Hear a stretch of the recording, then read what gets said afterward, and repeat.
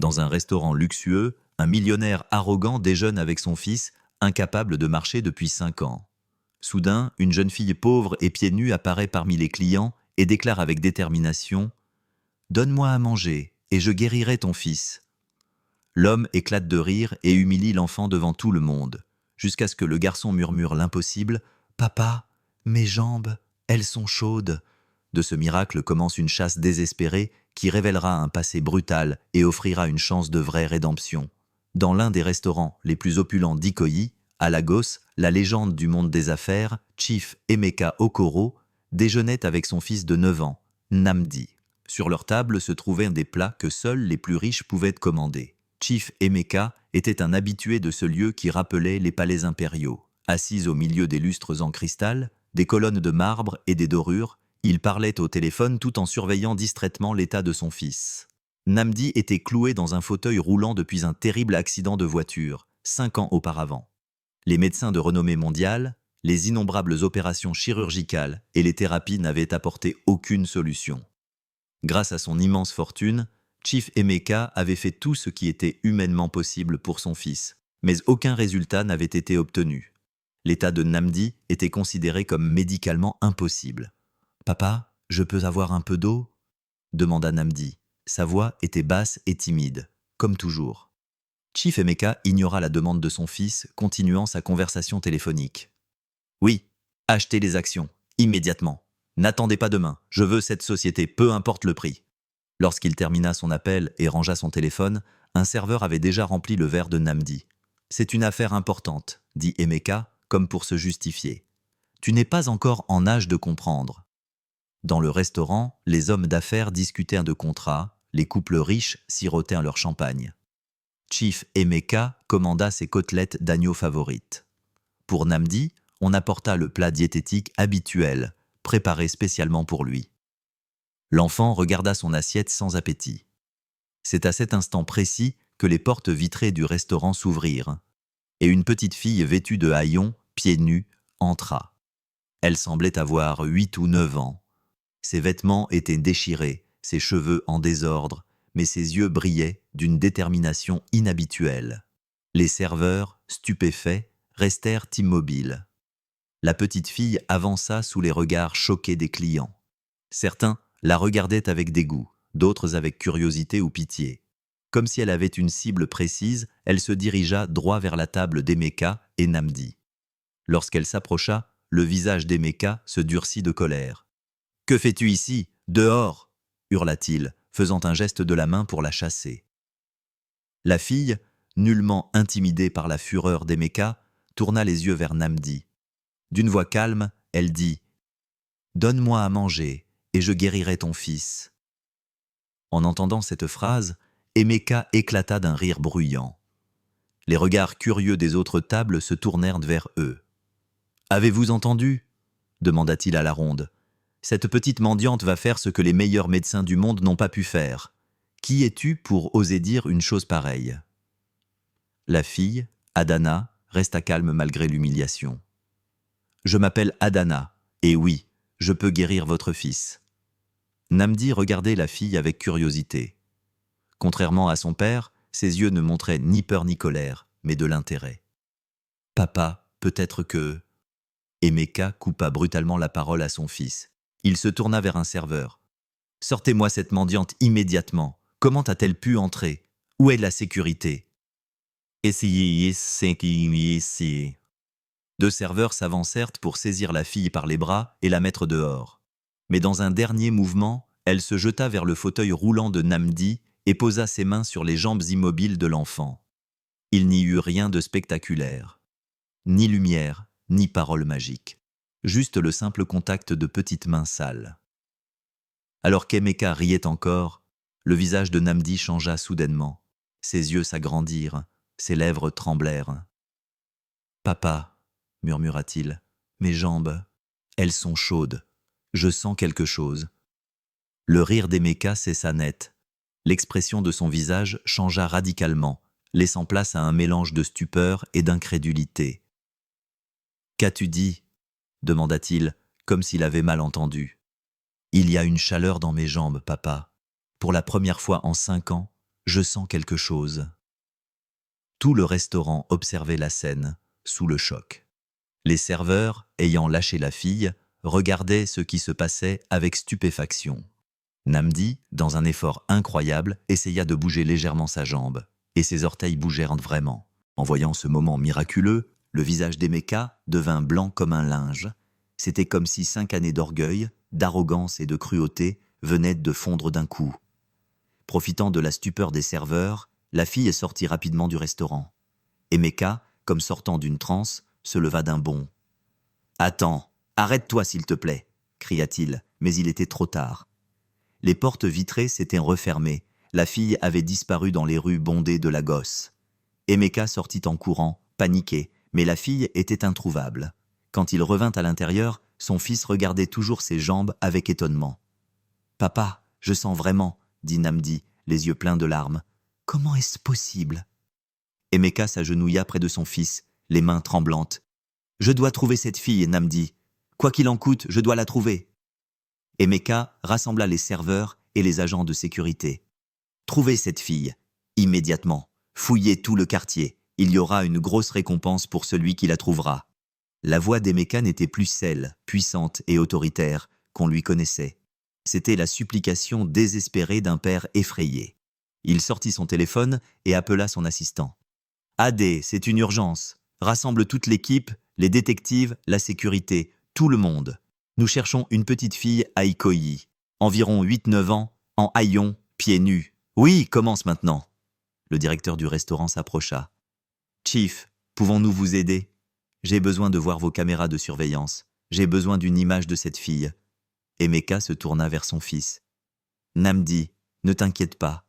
Je trouverai cette fille et je la ramènerai. Si elle peut te guérir, nous devons lui donner une chance. » Namdi hocha la tête. Il était toujours sous le choc, mais pour la première fois en 5 ans, un véritable espoir brillait sur son visage. Ce jour-là, la vie de Chief Emeka Okoro changea complètement.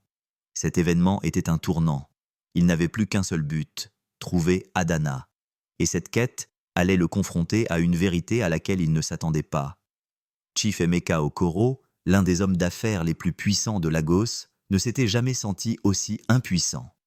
2 heures s'étaient écoulées depuis l'incident au restaurant, et son fils Namdi était assis silencieusement sur la banquette arrière de la voiture de luxe. De temps en temps, il touchait ses jambes, vérifiant si la chaleur qu'il avait ressentie était toujours là.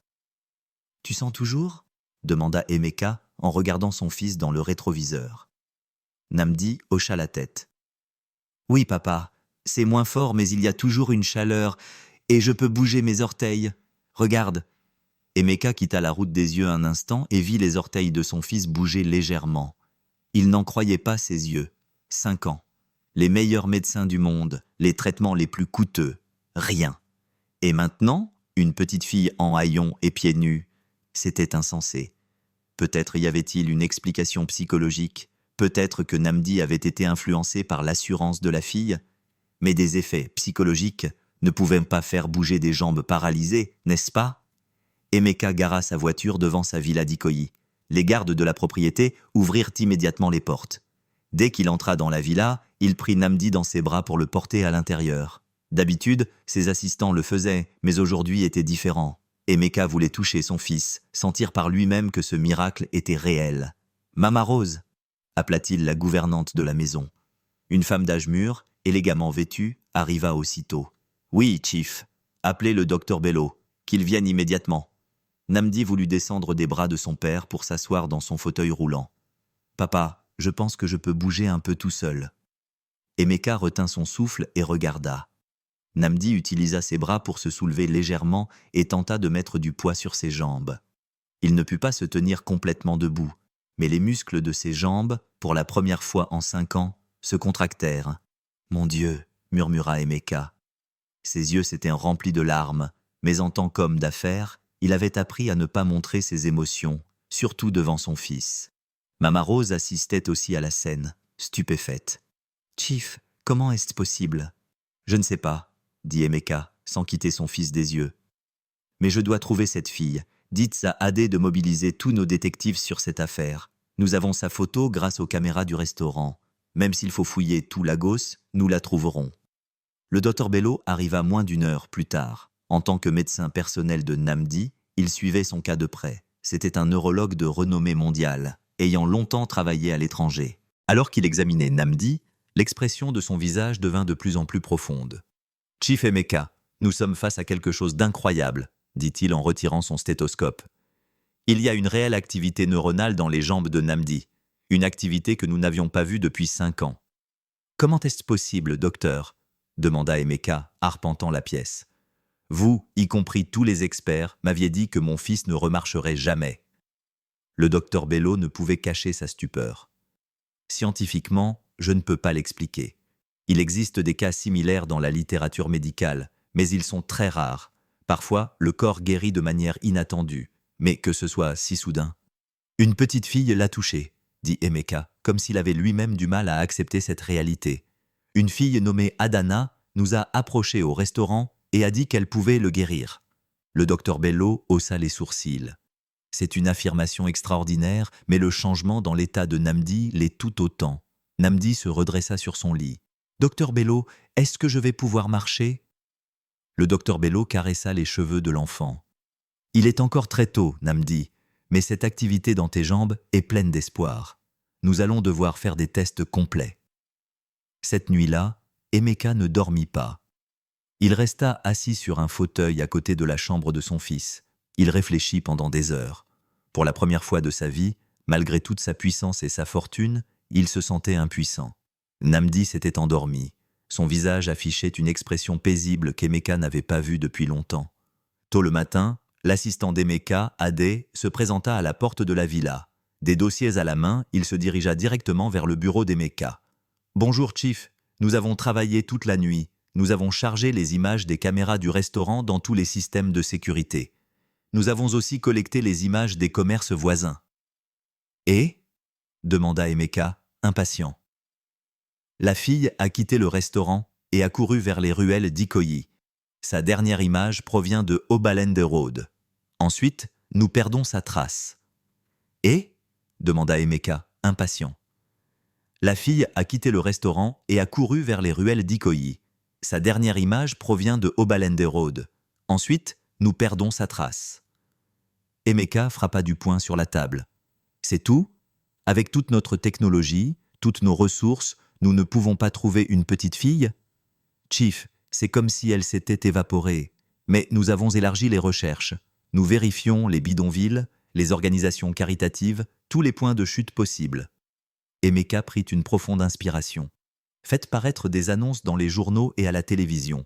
Offrez une récompense. Essayez tout, mais trouvez cette fille. » Adé n'avait jamais vu son patron aussi agité. « Chief, si je peux me permettre, pourquoi cette fille est-elle si importante ?» Emeka se dirigea vers la fenêtre et regarda Lagos. « Mon fils n'a rien senti pendant 5 ans, Adé. Après que cette fille l'a touché, il a des sensations dans ses jambes. Même le docteur Bello est stupéfait. » Les yeux d'Adé s'agrandirent. « C'est un miracle ? Miracle, guérison, peu m'importe. S'il y a quelqu'un qui peut guérir mon fils, je dois le trouver. » À ce moment, la gouvernante, Mama Rose, entra dans la pièce. « Chief, Nnamdi est réveillé et veut vous voir. Il a l'air très excité. » Emeka courut aussitôt dans la chambre de son fils. Nnamdi était assis sur son lit, inspectant ses jambes. « Papa, regarde !» cria-t-il avec enthousiasme. Puis, avec un effort incroyable, il souleva sa jambe droite de quelques centimètres. Le mouvement était minime, mais c'était un mouvement considéré comme impossible depuis 5 ans. Emeka s'assit près de son fils, les yeux remplis de larmes. « Nnamdi, c'est incroyable. L'as-tu trouvé, papa? Adana ?» Emeka secoua la tête. « Pas encore.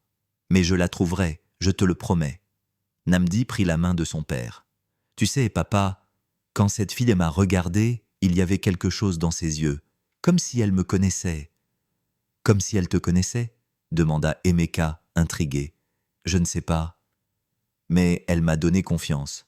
Et quand elle m'a touché, j'ai senti quelque chose changer en moi, pas seulement mes jambes, comme si quelque chose à l'intérieur avait changé aussi. » Emeka réfléchit aux paroles de son fils. Dans sa vie professionnelle, il avait toujours cru aux faits concrets, aux choses mesurables, éprouvables. Mais il était maintenant confronté à une situation inexplicable.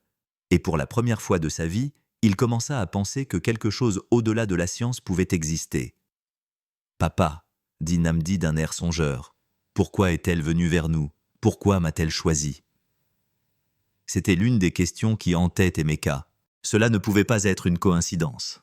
Avec tous les restaurants de luxe, pourquoi était-elle entrée dans celui-là? Et pourquoi s'était-elle dirigée directement vers leur table? « Je ne sais pas, mon fils, » dit-il honnêtement, « mais je le lui demanderai quand je l'aurai trouvé. » À l'autre bout de Lagos, dans les quartiers pauvres d'Ajegunle, la petite Adana se réveillait près de sa mère. Elle se souvint des événements de la veille et un léger sourire apparut sur son visage. Le moment qu'ils attendaient depuis si longtemps était enfin venu. Une semaine s'était écoulée, et Chief Emeka Okoro avait retourné tout Lagos pour trouver Adana. Dans les journaux, à la télévision, sur d'immenses panneaux d'affichage, il y avait la photo de la fille. « Si vous connaissez cette fille, veuillez appeler », disait l'annonce, à côté d'une récompense astronomique. L'amélioration de l'état de Namdi se poursuivait. Il pouvait maintenant bouger davantage ses jambes et même se tenir debout avec un soutien pour de brefs instants. En voyant les progrès de son fils, Emeka devenait encore plus déterminé. Il avait presque complètement suspendu ses affaires à la société, consacrant toute son énergie et ses ressources à la recherche d'Adana. Il était en réunion dans son bureau avec son assistant, Adé, et un détective privé, l'inspecteur Bayo. « Une semaine sans la moindre trace, c'est impossible !» cria Emeka en balayant les papiers sur son bureau. « Lagos est une grande ville, mais pas à ce point. Quelqu'un doit la cacher. » L'inspecteur Bayo répondit d'une voix calme. « Chief Adalou, croyez-moi, nous faisons tout notre possible. Nous avons fouillé Ajegunle, Makoko, Mouchine, tous les quartiers pauvres, maison par maison. Mais personne ne connaît cette fille. Ou alors ils la connaissent, mais ne veulent pas parler. »« Avez-vous offert de l'argent ?» demanda Emeka en plissant les yeux. « Ah, bien sûr, des sommes importantes, mais c'est comme si la fille s'était évaporée. » Emeka se mit à arpenter son bureau. « Réfléchissons logiquement. Une enfant de 8 ou 9 ans ne vit pas seule. Elle doit avoir une famille, au moins un parent. » Ad intervint. « Nous avons vérifié toutes les organisations d'aide sociale, les orphelinats, les fondations pour sans-abri. Aucune trace d'elle. » Emeka s'arrêta. Une idée lui traversa l'esprit. Peut-être qu'elle n'est pas enregistrée, peut-être qu'elle n'existe pas légalement. L'inspecteur Bayo haussa les sourcils. « Vous parlez d'immigrés clandestins ?»« C'est possible. Peu importe qui elle est. Peut-être qu'elle n'est dans aucun registre officiel. » Adé prit immédiatement des notes. « Je vais enquêter sur les camps de réfugiés et les campements non officiels. » Emeka se tourna vers la fenêtre et contempla la silhouette complexe de Lagos. « Il y a autre chose, » dit-il soudainement. « Cette fille, elle m'a peut-être reconnu. Elle est venue droit à ma table. Et s'il y avait un lien ?» L'inspecteur Bayo réfléchit. « Dans votre passé, avez-vous eu un contact avec une famille pauvre? Surtout une famille avec une petite fille ?» Emeka eut un sourire amer. « Inspecteur Bayo, j'ai fait des affaires avec des milliers de personnes. J'ai acheté, restructuré, fermé des centaines d'entreprises. Je ne me souviens même pas combien de personnes j'ai licenciées. »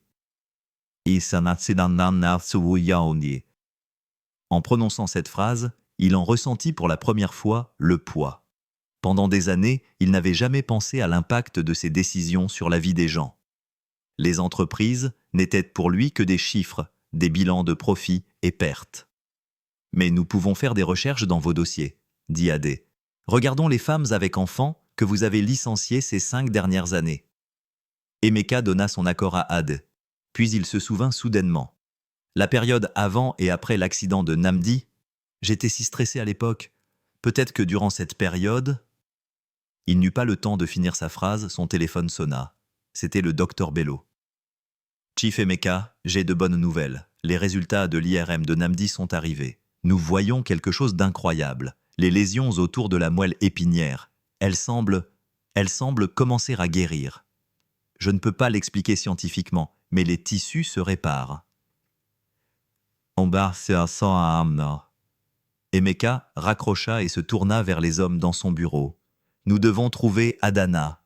Quoi qu'elle fasse, quel que soit son pouvoir, j'en ai besoin pour mon fils. Cette nuit-là, Emeka était assis seul sur la terrasse de sa villa, un verre de whisky à la main. Il se souvint de ce jour terrible, il y a 5 ans. Il était avec son fils. Il roulait à toute vitesse sur l'autoroute Lekki-Épée dans sa voiture de luxe. Il était au téléphone pour un appel professionnel important. Il n'était pas attentif à la route. Et puis, ce terrible accident. L'accident qui a détruit la vie de Namdi, le condamnant au fauteuil roulant. Les médecins avaient dit que Namdi ne remarcherait jamais. Emeka avait dépensé toute sa fortune. Les meilleurs médecins, les traitements les plus récents, les méthodes expérimentales, rien n'avait fonctionné. Et maintenant, une petite fille en haillons avait réussi l'impossible. « Papa ?» Emeka se retourna. Namdi était sorti sur la terrasse dans son fauteuil roulant. « Namdi, il est tard. Tu devrais dormir. » « Je n'y arrivais pas, » dit Namdi en s'approchant de son père. « Je pense à elle, à Adana. » Emeka caressa les cheveux de son fils. « Moi aussi, je pensais à elle. »« Tu vas la trouver ?»« Oui, je la trouverai, je te le promets. » Namdi regarda son père. Il y avait de la curiosité dans ses yeux. « Papa, pourquoi voulait-elle me guérir ?» Emeka s'était posé cette question maintes fois. « Je ne sais pas, mon fils, mais ce sera la première question que je lui poserai quand je l'aurai trouvée. »« C'est peut-être la fille d'un ange, » dit Namdi avec une innocence enfantine. Emeka sourit légèrement. Autrefois, il aurait ri de telles choses, mais maintenant, plus rien ne lui semblait impossible. « Peut-être, » dit-il, sans rejeter l'idée de son fils. Le lendemain matin, le bureau d'Emeka reçut un appel. Adé entra en trombe dans le bureau de son patron. « Chief, nous avons une piste. Une femme dit qu'elle connaît Adana. Elle l'a vue dans un centre d'aide à Surulere. » Emeka se leva d'un bond. « Préparez la voiture. » Une demi-heure plus tard, la voiture de luxe d'Emeka se frayait un chemin dans les rues étroites de Surulere. Les habitants du quartier, surpris de voir une telle voiture, la suivaient des yeux avec curiosité. Ils s'arrêtèrent devant un petit bâtiment ancien. L'enseigne indiquait « Centre d'aide de la main de l'espoir ». Ils entrèrent et virent une salle simplement meublée. Des femmes et des enfants étaient assis, mangeant la nourriture qui leur était distribuée. Tous regardaient cet homme riche en costume avec étonnement. Emeka s'approcha de la responsable du centre. « Je cherche une petite fille nommée Adana, environ 8-9 ans, cheveux bruns, très maigres. » La responsable secoua la tête. « Il y a beaucoup d'enfants ici, monsieur. Je ne connais pas tous leurs noms. »« S'il vous plaît, c'est très important, » dit Emeka en sortant une photo de sa poche. « C'est elle. » La femme regarda la photo, réfléchit. « Oui, j'ai vu cette fille. Elle vient ici de temps en temps pour manger. Mais ce n'est pas régulier. Parfois, on ne la voit pas pendant des semaines, puis elle réapparaît soudainement. Sa mère? Sa famille? Elle a une mère, oui, Ifeoma. C'est une femme très fière. Elle n'aime pas accepter l'aide, en général. Elle ne vient que lorsqu'elle y est obligée, pour nourrir sa fille. « Où vivent-elles » demanda Emeka avec impatience. « Je ne sais pas exactement, mais elles doivent être du côté d'Ajegunle, dans un endroit très pauvre. » Emeka remercia la femme et lui tendit une enveloppe épaisse qu'il sortit de sa poche. « Ceci est pour votre centre. Vous faites du bon travail. » Le montant dans l'enveloppe dépassait probablement le budget annuel du petit centre. La femme le remercia, stupéfaite. Emeka prit la route d'Ajegunle. C'était l'un des plus anciens quartiers de Lagos. Autrefois habité par de riches familles, c'était maintenant un quartier historique et coloré, mais qui abritait principalement des familles pauvres. Il appela l'inspecteur Bayo. « Venez à Ajegunle, rassemblez toute l'équipe. Nous allons fouiller quartier par quartier, rue par rue. » Emeka gara sa voiture et commença à marcher dans les rues étroites et escarpées d'Ajegunle. Les vieilles maisons colorées, les cordes à linge, les enfants qui jouaient. Ce monde était à des années-lumière de l'univers luxueux auquel il était habitué. Après des heures de recherche, alors que le soleil commençait à se coucher, l'un des détectives téléphona. « Chief Okoro, nous avons une piste. Dans les ruelles d'Ajegunle, il y a une mère et sa fille qui vivent dans le grenier d'un vieil immeuble colonial. La description correspond. Le cœur d'Emeka s'emballa. « Donnez-moi l'adresse, j'arrive tout de suite. » Ils se retrouvèrent devant un bâtiment à la peinture écaillée. L'immeuble avait dû être majestueux autrefois, mais il était maintenant délabré et usé. « Elles vivent tout en haut, » dit le détective, « mais elles ne sont pas là pour le moment. Les voisins disent que la mère, Ifeoma, rentre de son travail de nettoyage à cette heure-ci. » Emeka s'assit sur les marches devant le bâtiment et attendit. Le soleil s'était complètement couché, les lampadaires de la rue s'étaient allumés. Puis, 2 silhouettes apparurent au coin de la rue. Une femme à l'allure fatiguée et à côté d'elle, cette petite fille. Emeka se leva. Son cœur battait à tout rompre. Il avait enfin trouvé la fille mystérieuse qui avait guéri son fils. Mais en regardant la femme, un étrange sentiment de familiarité l'envahit. Il la connaissait. Alors que la femme et la fille s'approchaient, le visage d'Emeka pâlit. C'était impossible. Cette femme... L'incident d'il y a 5 ans... Non, ce n'est pas possible. Mais c'était bien son visage. Les genoux d'Emeka se mirent à trembler. « Ifeoma !» murmura-t-il, le souffle coupé. La femme s'arrêta. Elle le regarda avec stupeur. Ses yeux s'agrandirent. Son visage se tendit soudainement. « Chief Emeka Okoro !» dit-elle, presque en crachant son nom. « Qu'est-ce que vous faites ici ?» Emeka et Ifeoma se dévisageaient dans la ruelle étroite d'Ajegunle, comme si le temps s'était arrêté.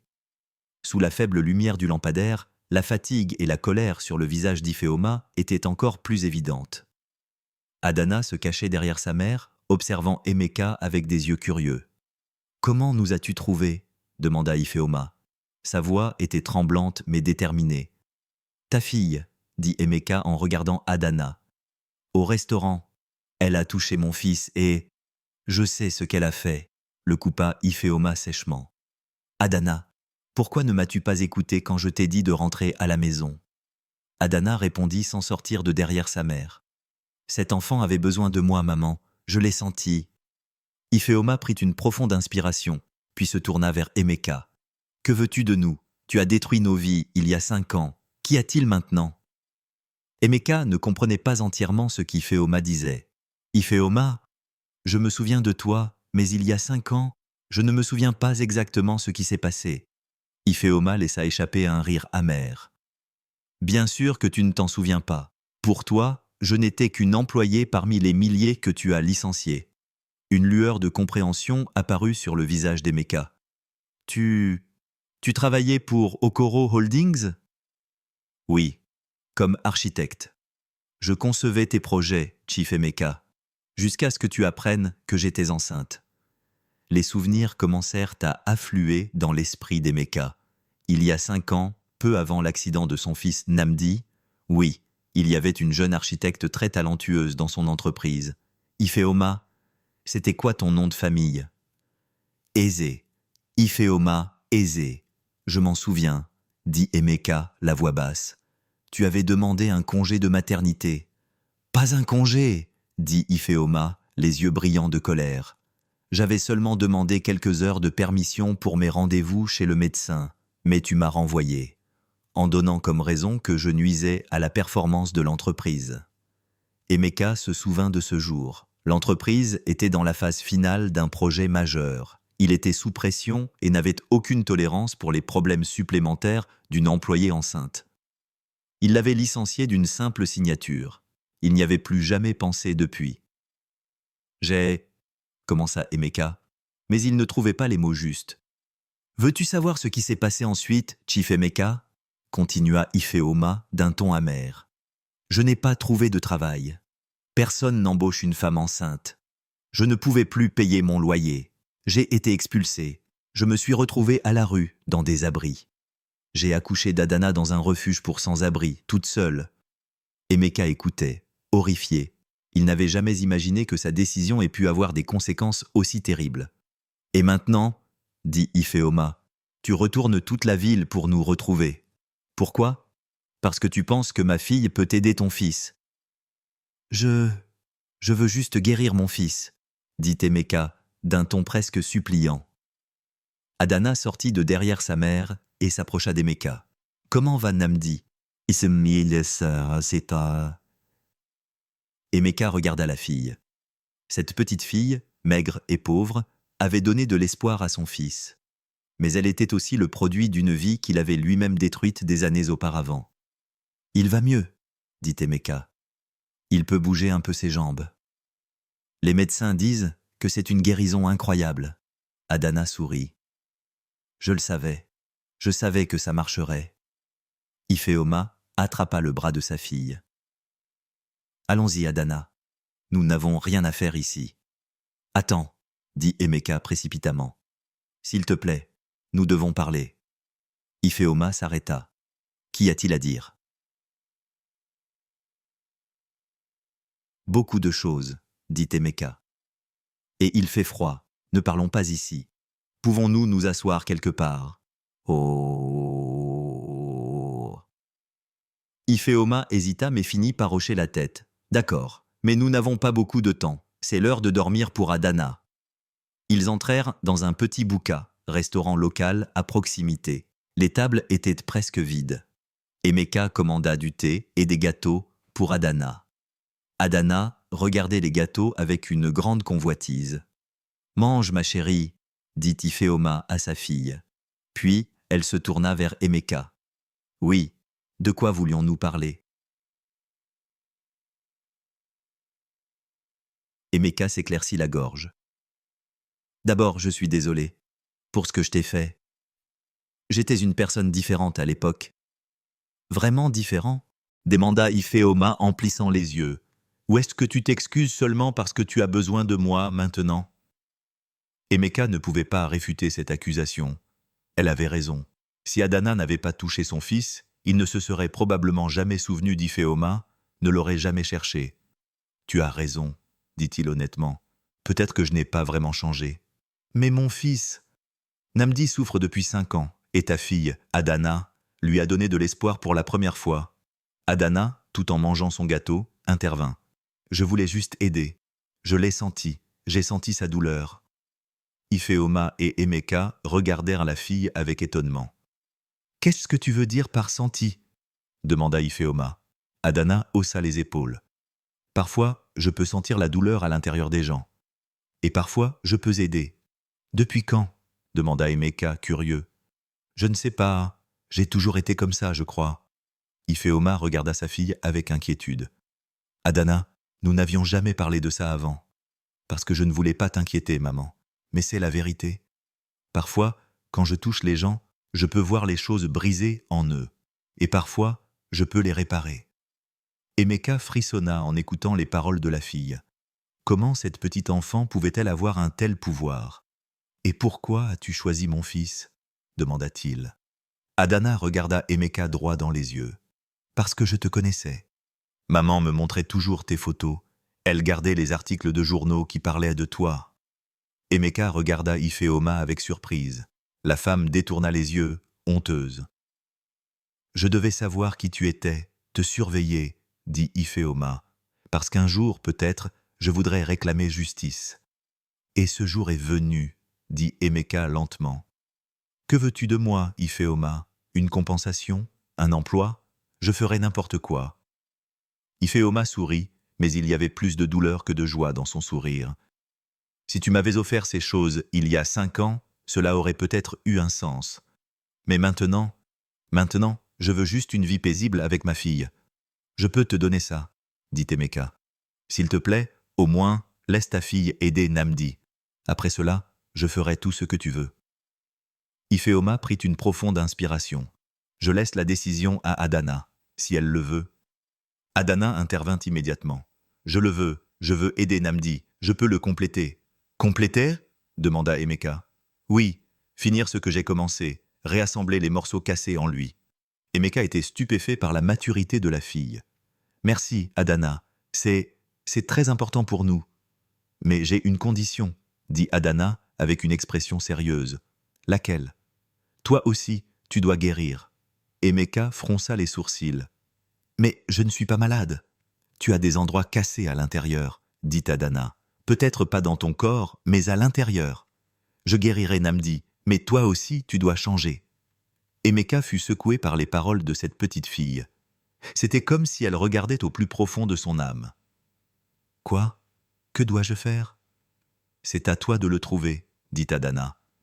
Mais tu peux commencer par ma mère. Tu dois réparer le mal que tu nous as fait. » Ifeoma regarda sa fille avec étonnement. « Adana, tu n'as pas besoin de parler si… » « Non, maman, je dis la vérité. Cet homme fait du mal aux gens, mais il a aussi du bien en lui. Je peux le sentir. » Emeka regarda cette petite fille assise à la table.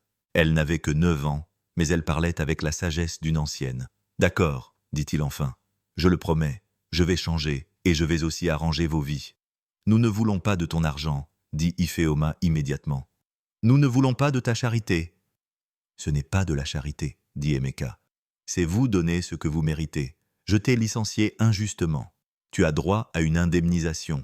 Et pour les difficultés que vous avez vécues pendant 5 ans, nous ne voulons pas de ton argent, répéta Ifeoma. Alors, que voulez-vous? Demanda Emeka, désespéré. Ifeoma réfléchit un instant. Une bonne éducation pour Adana, une maison sûre, une vie normale. Je suis prête à travailler pour ça. Je ne veux pas de charité. Compris, dit Emeka. Alors, accepterais-tu de reprendre ton travail chez Okoro Holdings, à ton ancien poste ou même plus haut? Non, Ifeoma plissa les yeux. Pourquoi? Juste pour que ma fille aide ton fils? Non, dit Emeka, parce que tu es une architecte talentueuse et mon entreprise a besoin de gens comme toi. Ifeoma dévisagea longuement Emeka, puis elle hocha lentement la tête. J'y réfléchirai. Bien, dit Emeka, soulagé. Maintenant, pouvons-nous organiser la visite d'Adana à Namdi? Le docteur Bello sera là pour s'assurer que tout est en sécurité. Ifeoma regarda sa fille. Qu'en dis-tu? Je veux y aller, dit Adana avec détermination. Je veux guérir Namdi. D'accord, dit Ifeoma en soupirant. Mais je viendrai avec vous, et je serai là à chaque instant. Bien sûr, dit Emeka. Ma voiture est dehors. Nous pouvons y aller tout de suite si vous voulez. Ifeoma hésita. Pas ce soir. Adana doit dormir. Demain, nous viendrons demain matin. Emeka tenta de réprimer son impatience. Même s'il voulait agir immédiatement, il devait respecter les conditions d'Ifeoma. D'accord, dit-il.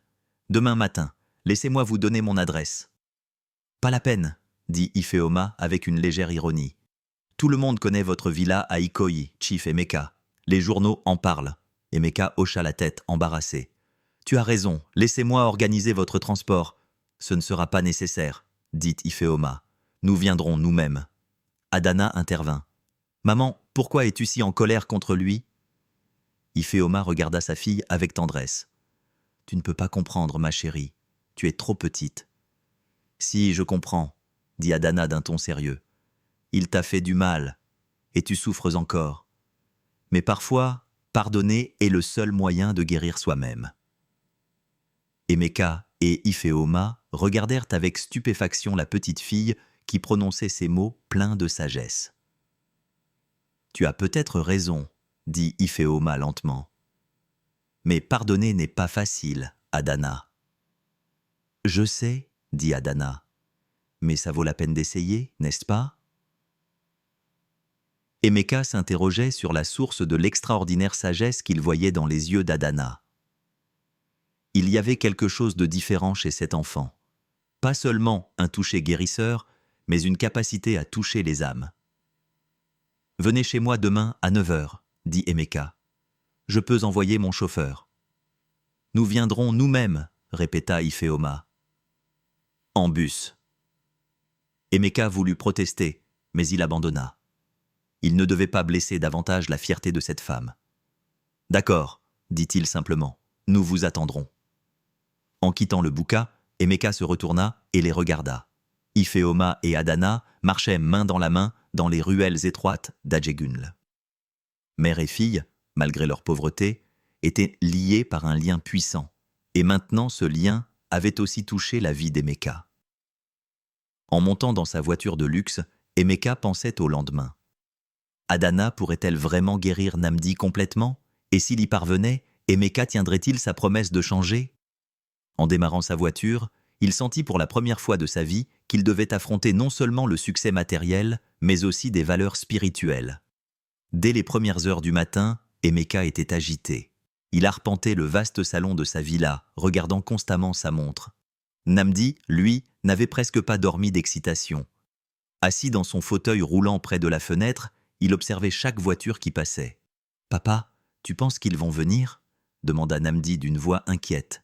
Emeka s'assit près de son fils. « Ils viendront, ils ont promis. Et si cette fille, Adana, ne peut pas me guérir complètement ?» Emeka caressa les cheveux de son fils. « Ce qu'elle a fait jusqu'à présent est déjà un miracle, Namdi. Le docteur Bello est stupéfait, il n'y a aucune explication scientifique. Mais si ça s'arrête là, si ça reste comme ça, alors nous serons heureux de ce que nous avons, dit Emeka d'une voix calme.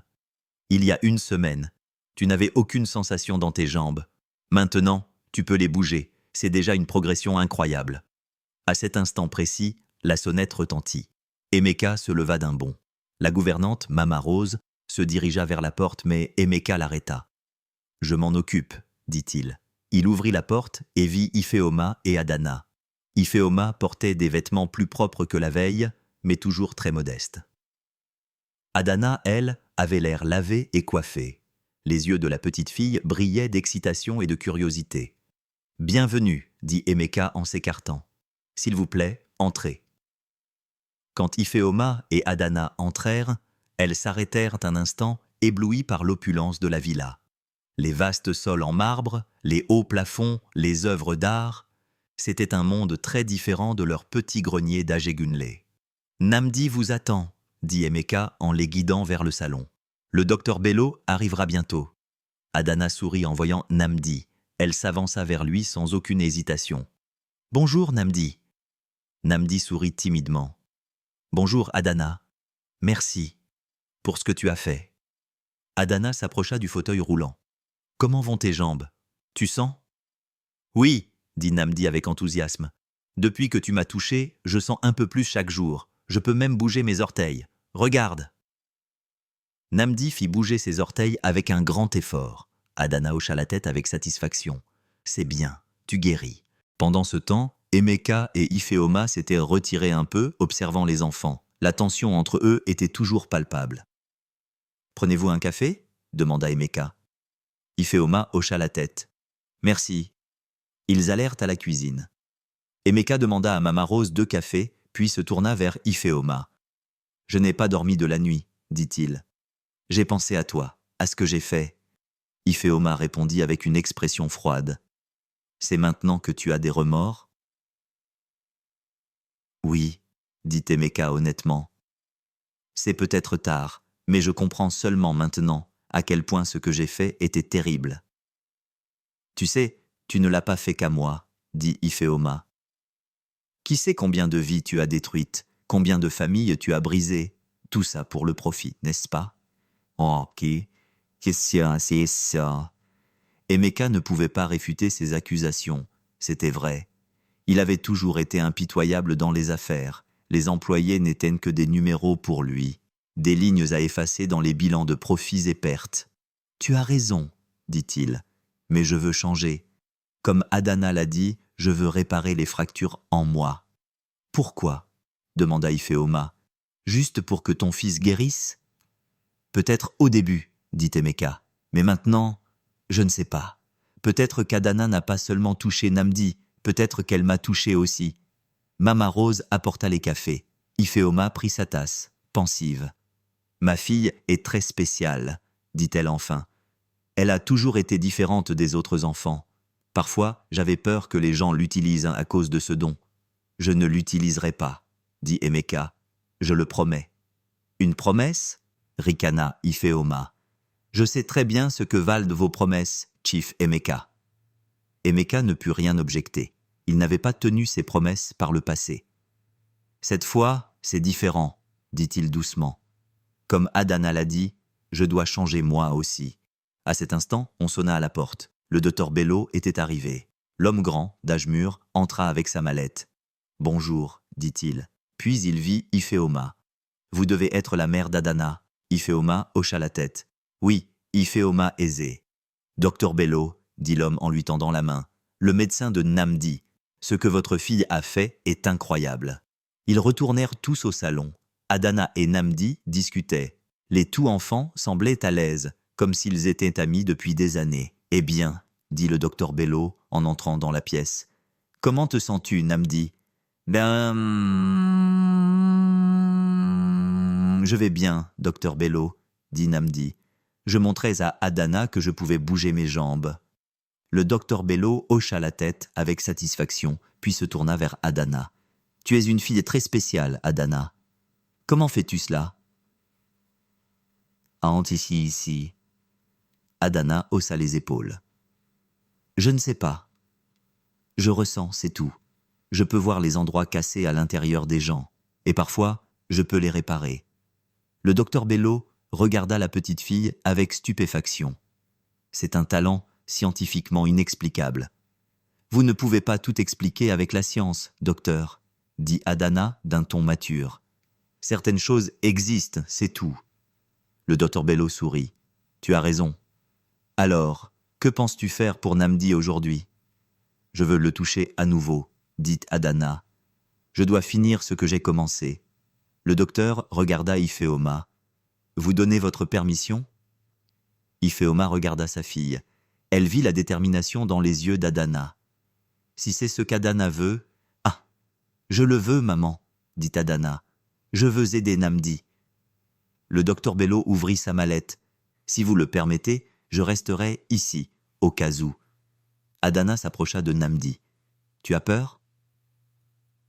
Namdi secoua la tête. « Non, j'ai confiance en toi. »« Ferme les yeux, » dit Adana, « et ressens, c'est tout. » Namdi ferma les yeux. Adana posa ses mains sur ses jambes. Tous dans la pièce retenaient leur souffle, observant ce moment. Emeka se tenait à côté d'Ifeoma, tremblant presque. Adana ferma les yeux. Ses mains bougeaient légèrement sur les jambes de Namdi. Elle ne disait rien, mais l'expression de concentration sur son visage était intense. Un silence étrange régnait dans la pièce. Quelques minutes passèrent ainsi. Puis Adana ouvrit les yeux et retira ses mains. « Maintenant, » dit-elle, « essaie de te lever. » Namdi regarda Adana avec étonnement. « Je ne peux pas me lever. Je n'ai pas marché depuis 5 ans. »« Essaie, » dit Adana à nouveau, sa voix pleine de confiance. Namdi prit une profonde inspiration. S'agrippant aux accoudoirs de son fauteuil roulant, il tenta de se soulever. Lorsqu'il mit du poids sur ses jambes, tout le monde crut qu'il allait tomber, mais il ne tomba pas. En tremblant, lentement, ses jambes commencèrent à le soutenir. « Mon Dieu !» murmura le docteur Bello. Emeka n'en croyait pas ses yeux. Son fils, après 5 ans, se tenait debout pour la première fois. Ses jambes tremblaient, mais il se tenait debout. « Papa !» cria Namdi, les larmes aux yeux. « Je suis debout, je suis debout !»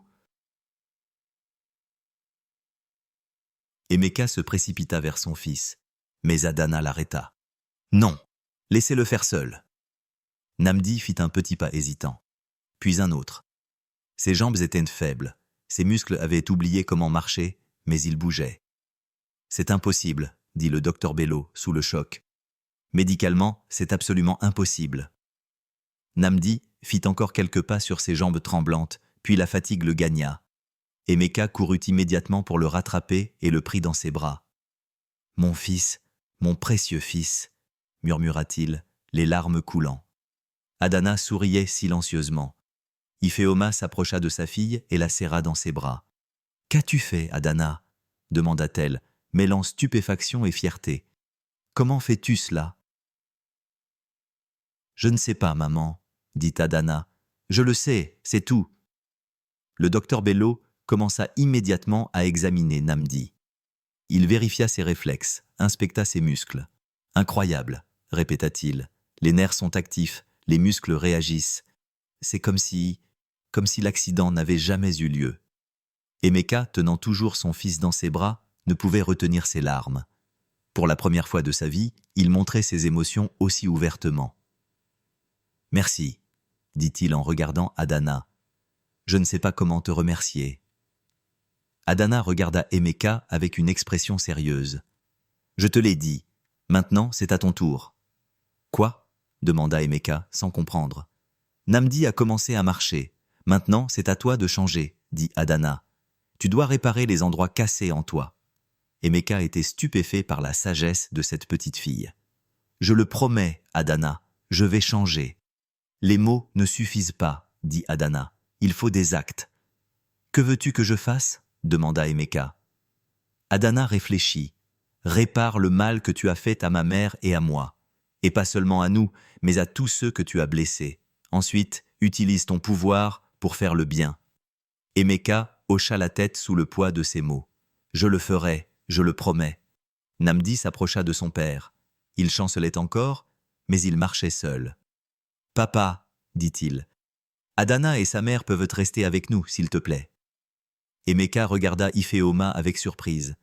Si vous le souhaitez, il y a beaucoup de chambres dans la villa, ou je peux vous arranger une autre maison.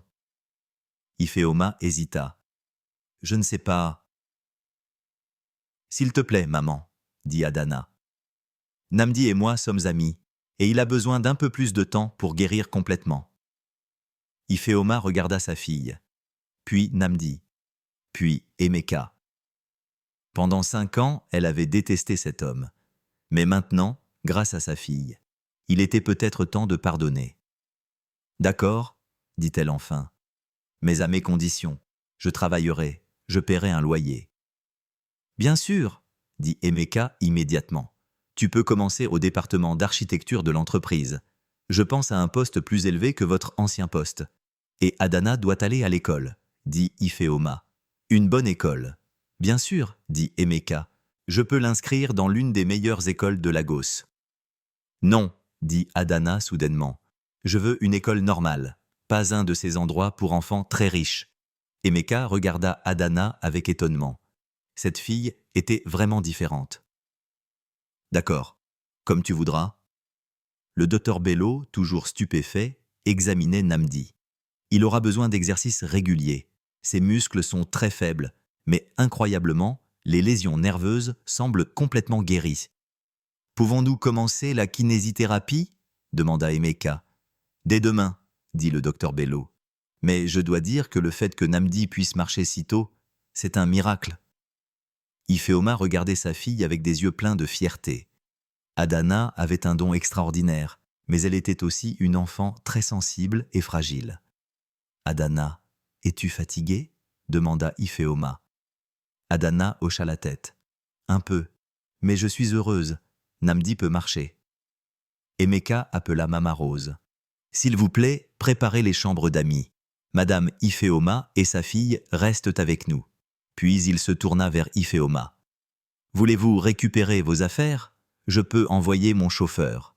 Ifeoma sourit. Nous n'avons pas grand-chose. Un seul sac suffira. Je peux y aller moi-même. Je peux venir avec toi, maman ? demanda Adana. Je veux prendre mes livres. Bien sûr, dit Ifeoma. Emeka intervint. Puis-je venir avec vous ? Je voudrais aider. Ifeoma hésita un instant, puis hocha la tête. D'accord. Emeka, Ifeoma et Adana se rendirent au petit grenier d'Adjegunle. Quand Emeka entra dans la modeste demeure, il sentit son cœur se serrer. C'était une petite pièce humide, un seul lit, quelques livres, une vieille table. Ifeoma et Adana avaient vécu ici pendant 5 ans. « Voici notre maison », dit Ifeoma avec une légère ironie. Un peu différente de la villa d'Ikoyi, n'est-ce pas ? Emeka regarda autour de lui avec honte. Cette femme et sa fille avaient dû vivre dans ces conditions à cause de lui. « Je suis désolé, dit-il à nouveau. Je suis vraiment désolé. » Adana, qui ramassait ses livres, intervint. « Ce qui est important, ce n'est pas ce que tu as fait dans le passé, c'est ce que tu vas faire maintenant. » Emeka fut de nouveau étonné par la sagesse de cette petite fille. « Tu as raison, Adana, et je promets que maintenant, je ferai ce qui est juste. » 1 mois passa. Le printemps avait enveloppé Lagos de toute sa beauté. Les fleurs du jardin de la villa d'Emeka étaient écloses. Namdi marchait dans le jardin. Il ne boitait presque plus. Grâce à la kinésithérapie et aux exercices réguliers, ses muscles s'étaient renforcés. Dans un coin du jardin, Adana lisait un livre. Elle vivait maintenant à la villa et allait à sa nouvelle école. Ifeoma, quant à elle, avait commencé à travailler au département d'architecture d'Okoro Holdings. Au début, il y avait eu des rumeurs parmi les employés. Le fait que Chief Emeka ait accueilli une ancienne employée et sa fille chez lui était un sujet de curiosité. Mais avec le temps, ils avaient vu à quel point Ifeoma était une architecte talentueuse. Emeka regardait le jardin depuis la fenêtre de son bureau. Voir son fils marcher lui semblait toujours être un miracle. Après le contact d'Adana, Namdi était complètement guéri. Même le docteur Bello avait dit que c'était médicalement inexplicable. Mais ce qui occupait l'esprit d'Emeka, c'était la mission qu'Adana lui avait confiée. Changer, réparer les fractures en lui et dédommager tous ceux qui l'avaient blessé. Comme première étape, il avait apporté des changements majeurs à son entreprise. Il avait tenté de retrouver tous les employés licenciés injustement pour leur offrir de nouvelles opportunités. Il avait créé de nouvelles politiques, offrant des congés spéciaux pour les femmes enceintes et un soutien accru aux familles. Il avait alloué une partie des bénéfices de l'entreprise à des bourses d'études pour les enfants pauvres. Tout cela avait fait grand bruit dans le monde des affaires. Certains pensaient qu'Emeka était devenu fou, tandis que d'autres appréciaient ce changement. Mais pour Emeka, ce que les autres pensaient n'avait plus autant d'importance. Il essayait d'écouter sa voix intérieure et de faire ce qui était juste. « Chief !» Mama Rose frappa et entra. « Madame Ifeoma est arrivée, elle souhaite vous voir. »« Faites-la entrer, » dit Emeka. Ifeoma entra, des dossiers à la main. Elle aussi avait changé au cours du dernier mois. Elle semblait plus soignée, plus sûre d'elle, mais son regard perçant était toujours là. « Les derniers plans pour le projet Ajegunle, » dit-elle en posant les dossiers sur le bureau. C'était le projet de restauration des vieux bâtiments délabrés d'Ajegunle. La dernière idée d'Emeka, rénover les maisons historiques et les offrir à des prix abordables aux familles à faible revenu. « C'est merveilleux, » dit Emeka en examinant les plans. « Exactement comme je l'imaginais. » Ifeoma sourit. « Merci, l'équipe a beaucoup travaillé. » Il y a un mois, la haine d'Ifeoma envers Emeka était presque palpable. Mais avec le temps, elle avait vu qu'Emeka essayait vraiment de changer. Peut-être n'avait-elle pas complètement pardonné, mais au moins, un début avait été fait. « Comment va Adana ?» demanda Emeka. « S'est-elle habituée à l'école ?»« Oui, » dit Ifeoma. « Tu sais, c'est une enfant qui s'adapte partout, mais parfois, je m'inquiète. »« Pourquoi ?»« À cause de ses dons. Un enfant est tombé dans sa classe, s'est blessé au genou. Adana a couru vers lui et l'a touché. La blessure a guéri en quelques minutes. Maintenant, toute l'école en parle. » Emeka fronça les sourcils. « Est-ce un problème ?»« Peut-être, » dit Ifeoma d'un ton inquiet. « Je sais qu'Adana est spéciale, mais je veux aussi qu'elle ait une enfance normale. Si les gens commencent à la voir comme une fille miracle... »« Je comprends, » dit Emeka. « Tu veux la protéger ?»« Oui. Mais comment ? Je ne peux pas contrôler ce don, et elle veut aider tous ceux qu'elle peut aider. » Emeka réfléchit. « Peut-être pouvons-nous lui montrer qu'il existe d'autres façons d'aider, en dehors de la guérison directe. » »« Comme quoi ? » ?»« Comme le projet Ajegunle. Fournir des maisons, du travail, une éducation aux gens. N'est-ce pas aussi une forme de guérison ? » Ifeoma hocha la tête, pensive. « Tu as raison. Peut-être que je devrais lui expliquer cela. » À cet instant, des cris joyeux provinrent du jardin. Emeka et Ifeoma s'approchèrent de la fenêtre. Namdi et Adana couraient dans le jardin, riant. Namdi courait vraiment pour la première fois en 5 ans. « Regarde, » dit Ifeoma, les yeux embués. « Le vrai miracle, c'est ça. » Emeka sentit une chaleur l'envahir en regardant cette scène. « Oui, et c'est ta fille qui l'a fait. Pas seulement Adana, » dit Ifeoma en regardant Emeka. « Toi aussi tu as changé. Les changements dans ton entreprise, le projet Ajegunle. Ce sont aussi des miracles. » Emeka fut surpris par ces mots. C'était la première fois qu'il entendait un compliment de la bouche d'Ifeoma. « Merci, » dit-il, « mais j'ai encore beaucoup de chemin à faire. »« Je sais, » dit Ifeoma, « mais au moins, tu es sur la bonne voie. » Le soir, au dîner, tout le monde était réuni autour de la grande table. Namdi était fatigué d'avoir couru toute la journée, mais heureux. Adana était silencieuse et pensive, comme toujours. Ifeoma et Emeka racontaient leur journée. « Papa, » dit Namdi soudainement, « je veux te demander quelque chose. »« Demande, mon fils. Est-ce qu'Adana et tante Ifeoma vont continuer à vivre ici, je veux dire, tous ensemble, comme une famille ?»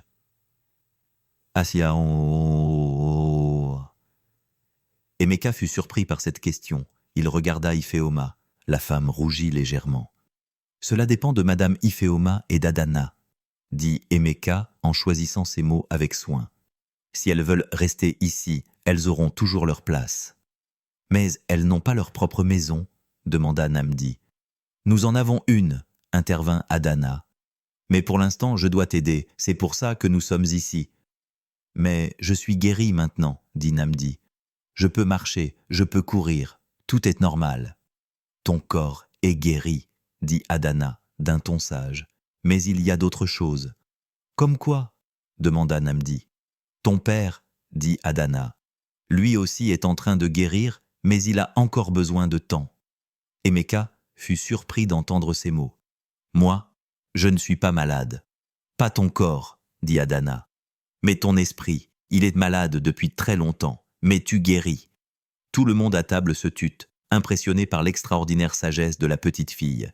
C'était comme si Adana n'avait pas seulement des mains qui guérissent, mais aussi des yeux qui voient à l'intérieur des gens. Et quand serai-je complètement guéri? Demanda Emeka d'un ton mi-sérieux, mi-plaisant. Adana répondit pensivement. Tu le sauras, au moment où tu le sentiras à l'intérieur. Après le dîner, Emeka s'assit sur la terrasse, regardant Lagos. Les lumières du lagon se reflétaient dans l'eau sombre. Il avait l'esprit rempli de pensées. Est-ce que je dérange? Ifeoma s'approcha avec 2 verres de thé. Non, s'il te plaît, dit Emeka en lui montrant la place à côté de lui. Ifeoma s'assit et lui tendit un verre. J'ai entendu au bureau aujourd'hui, les actions de la société ont chuté. Emeka sourit. Oui, les investisseurs ne sont pas très contents de mes nouvelles politiques. Quand les dividendes baissent, n'es-tu pas inquiet? Autrefois, je l'aurais été, sans aucun doute, dit Emeka. Mais maintenant, j'ai d'autres priorités. Tu changes, comme l'a dit Adana, dit Ifeoma avec un léger sourire. C'est vrai? Oui. Le chief Emeka que je connaissais aurait tout fait pour ne pas perdre un seul kobo. Maintenant, ce sont des projets sociaux, les droits des employés, des fondations caritatives. Emeka prit une gorgée de son thé. Peut-être que cet accident était un signe, dit Emeka. L'accident de Namdi. Que veux-tu dire? Un avertissement pour que je revoie ma vie. Mais je n'ai pas compris. Pas avant qu'Adana n'arrive et ne nous secoue. Ifeoma hocha la tête, pensive. Peut-être, qui sait? Ils restèrent assis en silence un moment, buvant leur thé. Sous le ciel étoilé, les lumières de la ville scintillaient. Tu sais, dit Emeka soudainement, le jour où je t'ai licencié, je traversais une période très difficile. Problèmes financiers, un divorce difficile, la lutte pour la garde de Namdi, mais ce ne sont pas des excuses. Il n'y a aucune excuse pour ce que je t'ai fait. Ifeoma resta silencieuse un moment. Puis, je sais, dit-elle. Parfois, quand les gens souffrent, ils font souffrir les autres. Cela fait partie de la condition humaine. Mais on peut changer, n'est-ce pas? Demanda Emeka avec espoir. Oui, dit Ifeoma. On peut changer, tu es en train de changer. Et toi? Demanda Emeka. As-tu changé aussi? Ifeoma réfléchit. Peut-être. La colère et la haine que j'ai portées en moi pendant 5 ans, elles ne sont plus aussi fortes. Adana a raison. Peut-être que je guéris, moi aussi. Entendre ces mots réchauffa le cœur d'Emeka. C'est une bonne chose. Ifeoma se leva. Il se fait tard. Je dois me lever tôt demain. Bonne nuit, Emeka. Bonne nuit, Ifeoma. Après qu'Ifeoma soit parti, Emeka resta assis là pendant un long moment. Il repensa aux mois qui venaient de s'écouler. Comme tout avait changé. Autrefois, il ne s'intéressait qu'à l'argent, au pouvoir et au succès. Maintenant, il poursuivait des valeurs complètement différentes. La santé de son fils, aider les autres, réparer les erreurs qu'il avait commises. Les mots d'Adana résonnaient dans son esprit. Tu le sauras, au moment où tu le sentiras à l'intérieur. Quand serait-il enfin complètement guéri? Quand est-ce que tous les morceaux cassés en lui seraient réparés? Le lendemain matin, Emeka se leva tôt. Avant le petit déjeuner, il se rendit à son bureau et ouvrit son ordinateur. Il écrivit un long email détaillé. Un plan prévoyant des changements radicaux dans toutes les politiques de son entreprise. Droits des employés, projet de responsabilité sociale, durabilité environnementale. Celles-ci deviendraient désormais les nouveaux principes fondamentaux d'Okoro Holdings. Après avoir envoyé l'email, il sortit dans le jardin. Le soleil se levait à peine. Les fleurs étaient couvertes de rosée matinale. Il prit une profonde inspiration. Il ressentit une légèreté qu'il n'avait pas sentie depuis longtemps. « Bonjour », dit une voix. Il se retourna et vit Adana. La petite fille se tenait dans le jardin en pyjama. « Bonjour Adana », dit Emeka en souriant. « Tu es levé tôt, toi aussi. »« Toi aussi », dit Adana. « À quoi pensais-tu ?»« À la vie », dit Emeka. « À comment elle a changé ?» Adana hocha la tête. « Te sens-tu bien ?»« Oui, » dit Emeka. « Je crois que je guéris, comme tu l'as dit. »« C'est bien, » dit Adana avec un sourire sincère. « Je le sens aussi. »« Que ressens-tu » demanda Emeka, curieux. « Les morceaux cassés en toi ne sont plus aussi cassés. Ils se rassemblent. » Emeka prit une profonde inspiration en entendant ces mots. « Comment peux-tu voir ça ?» Adana haussa les épaules. « Je ne sais pas, je le vois, c'est tout. Tout le monde a des lumières à l'intérieur. Certaines sont brillantes, d'autres faibles, d'autres cassées. Ta lumière est en train de guérir. » Emeka fut de nouveau stupéfait par la perception extraordinaire de cette petite fille. « Tu es très spéciale, Adana. »« Tout le monde est spécial, » dit Adana. « C'est juste que certains l'oublient. » Ils commencèrent à marcher ensemble dans le jardin. Les oiseaux chantaient, les fleurs s'épanouissaient. C'était le début d'un nouveau jour, et peut-être le début d'une nouvelle vie pour Chief Emeka Okoro, 6 mois plus tard.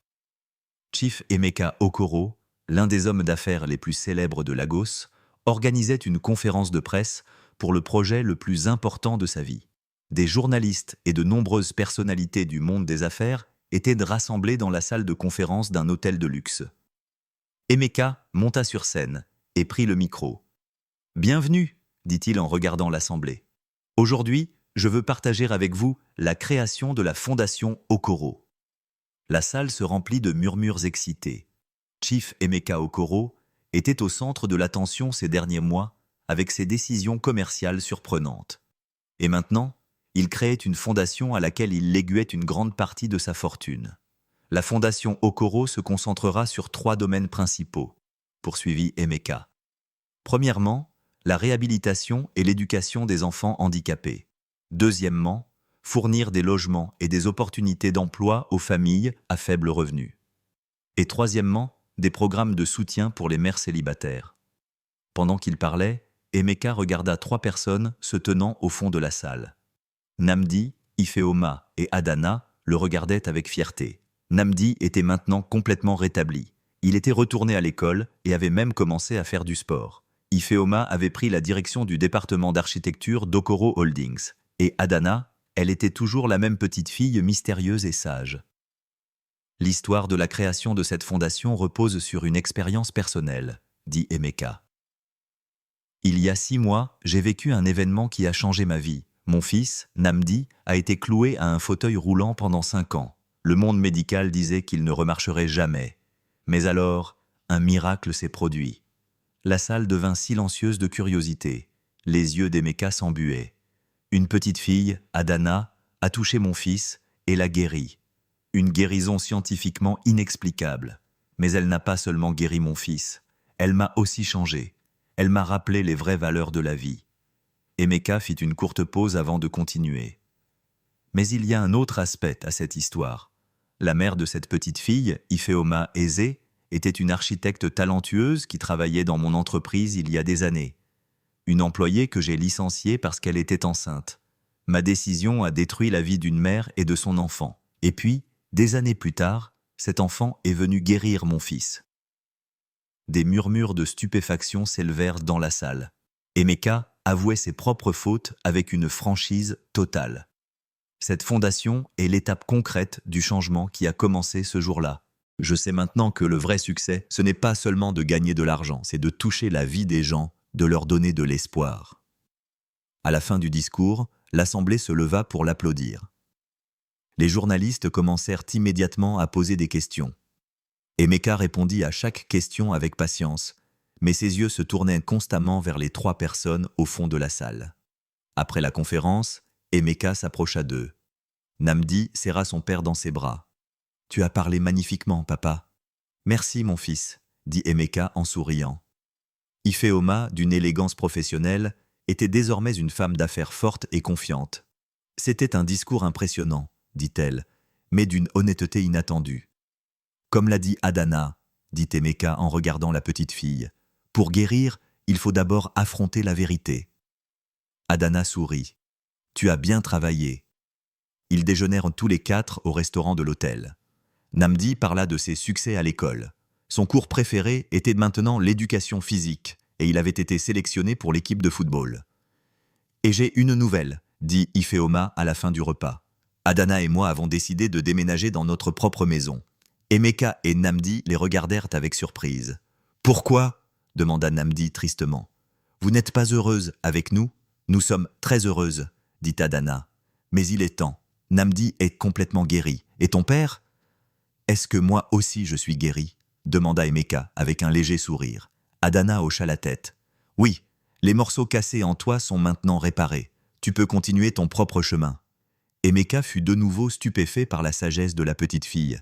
« Où allez-vous déménager ?»« Dans l'une des maisons du projet Ajegunle, » dit Ifeoma. « Une des maisons historiques restaurées par ton entreprise. Nous paierons un loyer équitable, ne t'inquiète pas. Mais est-ce qu'on pourra vous voir ?» demanda Namdi avec inquiétude. « Bien sûr, » dit Adana en tenant la main de son ami. « Nous sommes à l'école ensemble, tu as oublié, et nous pourrons nous voir les week-ends. » Emeka regarda Ifeoma. « Es-tu sûr ? Rester à la villa ne pose aucun problème. »« J'en suis sûr, » dit Ifeoma. « Adana et moi devons construire nos propres vies, sans ton aide. » Emeka hocha la tête avec compréhension. « Je comprends, et je respecte cela. Mais sachez que ma porte vous sera toujours ouverte. »« Merci, » dit Ifeoma sincèrement. Après le repas, Emeka et Namdi les accompagnèrent à leur nouvelle maison à Ajegunle. L'immeuble historique était entièrement restauré. Avec sa façade colorée, ses fenêtres à auvents et son petit jardin, c'était une maison charmante. « Voici notre nouvelle maison, » dit Ifeoma en ouvrant la porte. L'atmosphère chaleureuse de la maison les enveloppa. C'était une maison simple mais élégante, meublée avec le goût d'Ifeoma. La chambre d'Adana était remplie de livres. Emeka se tenait dans le salon et regardait autour de lui. « C'est une belle maison. »« Merci, » dit Ifeoma. « Après tout, c'est moi qui l'ai conçue. »« C'est vrai, » rit Emeka. « J'avais oublié. » Ils restèrent silencieux un moment. Il y a 6 mois, ils s'étaient rencontrés dans un grenier pauvre des ruelles d'Ajegunle. Ce jour-là, Ifeoma était rempli de haine. Maintenant, il se trouvait dans le même quartier, mais dans des conditions et avec des sentiments très différents. « Je veux te remercier, » dit Emeka. « Pour tout. »« Moi ?» demanda Ifeoma, surprise. « C'est moi qui devrais te remercier. Tu m'as rendu mon travail. Tu as offert une bonne éducation à Adana. »« Non, » dit Emeka. « J'ai ruiné vos vies. Et puis ta fille est venue guérir mon fils. Elle m'a donné une seconde chance. C'est moi qui dois remercier. » Ifeoma réfléchit un instant. Peut-être que personne n'a besoin de remercier personne. Peut-être que tout est arrivé comme il le fallait. Que veux-tu dire ? Comme l'a dit Adana, il y a une raison à tout. Peut-être que si je n'avais pas été licencié, le don spécial d'Adana ne serait jamais apparu. Peut-être que si Namdi n'avait pas eu son accident, tu n'aurais jamais changé. Emeka réfléchit à ces mots. Tu parles du destin ? Je ne sais pas, dit Ifeoma en souriant. Je ne suis qu'une architecte. La philosophie n'est pas mon domaine. Emeka rit. Tu as raison. Mais ces 6 derniers mois ont été les plus précieux de ma vie, et je vous le dois. Pas à nous, dit Ifeoma. Tu te le dois à toi-même. Tu as décidé de changer. Nous n'avons fait qu'ouvrir la porte. Les enfants sortirent de la chambre. Est-il temps de partir ? demanda Namdi tristement. Oui, dit Emeka. Mais tu pourras voir Adana quand tu voudras. Au moment de se dire au revoir, Adana serra Emeka dans ses bras. N'oublie pas, dit-elle. La lumière en toi brille maintenant. Ne la laisse pas s'éteindre. Emeka admira une fois de plus la sagesse de cette petite fille. Je le promets, Adana, je n'oublierai jamais. Alors qu'Emeka et Namdi s'éloignaient, Ifeoma et Adana leur firent signe de la main. Le soleil du printemps illuminait la façade colorée de la maison historique, symbole d'un nouveau départ. Dans la voiture, Emeka était plongé dans ses pensées. Sa vie avait tellement changé. D'un homme d'affaires impitoyable ne recherchant que l'argent et le pouvoir, il vivait maintenant avec des valeurs complètement différentes. La santé de son fils, aider les autres, réparer ses erreurs. « Papa, dit Nnamdi soudain, je suis triste qu'Adana et tante Ifeoma vivent loin de nous. Moi aussi, dit Emeka, mais nous les verrons souvent, et peut-être que c'est mieux pour elles. Pourquoi? Parce qu'elles doivent construire leur propre vie, être indépendantes, vivre sans dépendre de nous. Nnamdi réfléchit. Mais nous étions comme une famille. Peut-être que nous le sommes toujours, dit Emeka en souriant. On n'a pas besoin de vivre sous le même toit pour être une famille. C'est vrai, dit Nnamdi, et je suis toujours le meilleur ami d'Adana. Oui, tu l'es. Alors que la voiture avançait dans le trafic de Lagos, Emeka repensait aux 6 derniers mois. La guérison miraculeuse de son fils, l'entrée d'Ifeoma et d'Adana dans leur vie, son propre changement intérieur. Tout défilait devant ses yeux. Il se souvint des mots d'Adana.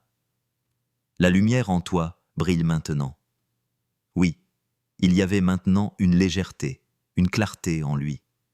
Le fardeau lourd et sombre qu'il portait autrefois avait disparu, remplacé par le désir d'aider les autres et de chérir ceux qu'il aimait. Quand ils arrivèrent à la villa, le soir était tombé. Nnamdi monta dans sa chambre pour faire ses devoirs. Emeka s'assit sur la terrasse, admirant la vue sur Lagos. Les lumières de la ville brillaient sur l'eau sombre. Il prit son téléphone et composa un numéro. « Allô, Ifeoma, dit-il.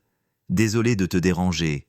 Je voulais juste savoir si vous étiez bien installé. » La voix d'Ifeoma, à l'autre bout du fil, était chaleureuse. « Oui, merci.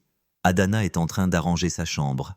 Elle a l'air très heureuse. »« J'en suis ravi, » dit Emeka. « Si vous avez besoin de quoi que ce soit, n'hésitez pas à m'appeler. »« Merci, Emeka. Mais nous allons bien. Vraiment. » Il y eut un court silence. Puis Emeka dit « À demain, alors. »« Oui, à demain, au travail. » Après avoir raccroché, Emeka réfléchit longuement. Si Adana et Ifeoma n'étaient pas entrés dans sa vie il y a 6 mois, où en serait-il maintenant? Probablement le même homme d'affaires impitoyable, ne courant qu'après l'argent et le pouvoir. Son fils serait toujours dans un fauteuil roulant, et ce vide, cette obscurité en lui n'aurait fait que grandir. Mais maintenant, tout était différent. Son fils était en bonne santé. Son entreprise travaillait non seulement pour le profit, mais aussi pour aider les gens. Et lui, oui, lui aussi avait changé. Les morceaux cassés en lui étaient réparés. Adana avait raison, il était guéri. Le lendemain matin, Emeka quitta la maison pour aller travailler. Son chauffeur avait préparé la voiture de luxe. Mais ce matin-là, Emeka voulut faire quelque chose de différent. « Je ne prendrai pas la voiture aujourd'hui, » dit-il au chauffeur. « Je vais marcher. » Le chauffeur fut surpris, mais ne dit rien. Emeka sortit de la villa et s'engagea dans la rue. C'était une matinée ensoleillée. Les arbres étaient en fleurs, les oiseaux chantaient. Pour la première fois, il marcha en regardant vraiment autour de lui. Il remarqua les gens, les maisons, les arbres. Il vit des détails qu'il n'avait jamais vus dans la précipitation de sa vie. Quand il arriva au bureau, sa secrétaire l'accueillit avec étonnement. « Chief Okoro, où est-ce votre voiture ?»« J'ai préféré marcher aujourd'hui, » dit Emeka en souriant. « Belle journée, n'est-ce pas ?» La secrétaire essayait encore de s'habituer au nouveau comportement de son patron. « Oui, Chief, une très belle journée. » Quand il entra dans son bureau, Ifeoma l'attendait. Elle tenait les derniers rapports du projet Ajegunle. « Bonjour, dit Ifeoma. Comment vas-tu ? » « Très bien, dit Emeka sincèrement. « Et toi ? Comment va Adana ? » « Nous allons bien, dit Ifeoma en souriant. « Nous aimons notre nouvelle maison. »« J'en suis ravi, dit Emeka. « Et merci. »« Pourquoi ? demanda Ifeoma, surprise. « Pour avoir changé ma vie, dit Emeka. « Si vous n'aviez pas été là, toi et Adana, je serais toujours le même homme. » Ifeoma réfléchit un instant, puis elle sourit doucement. « Peut-être, mais c'est toi qui as décidé de changer, ne l'oublie pas. »« Je ne l'oublierai pas, dit Emeka. Je n'oublierai plus rien. » Ce jour-là, Chief Emeka Okoro se plongea dans le travail avec une énergie renouvelée. Mais cette fois, il ne travaillait pas seulement pour gagner de l'argent, mais pour toucher la vie des gens. La fondation Okoro serait son véritable héritage. Le soir, en rentrant chez lui, Emeka choisit à nouveau de marcher.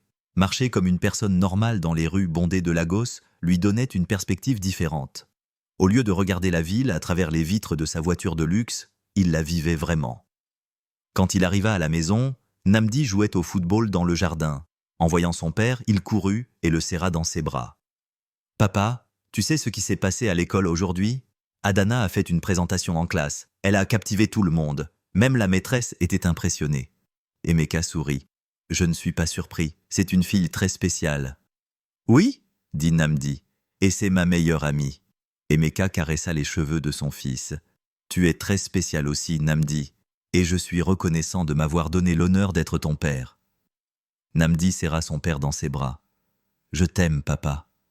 Je t'aime aussi, mon fils. » Cette nuit-là, avant de s'endormir, Emeka pensa au changement dans sa vie. Il avait été un homme qui ne courait qu'après l'argent et le pouvoir, méprisant son entourage. Mais le contact d'une petite fille avait tout changé. Adana n'avait pas seulement guéri les jambes de Nnamdi, elle avait aussi guéri le cœur d'Emeka. Et c'était peut-être là le plus grand miracle. La paix et le bonheur qu'il ressentait en fermant les yeux étaient des sentiments qu'il n'avait jamais connus de sa vie. La lumière en lui brillait vraiment maintenant. Musique douce. Chers auditeurs d'Histoire du continent, nous espérons que ce voyage émotionnel d'Emeka, Nnamdi, Adana et Ifeoma vous a touché. Si vous souhaitez découvrir d'autres histoires qui touchent le cœur, vous pouvez cliquer sur le lien à gauche pour consulter notre liste de lectures spéciales. Si vous avez aimé cette histoire, n'oubliez pas de vous abonner à notre chaîne et d'aimer la vidéo. Nous partageons chaque jour des histoires uniques qui explorent les complexités de la vie. Suivez-nous pour ne pas manquer nos prochains contenus. Nous attendons vos commentaires.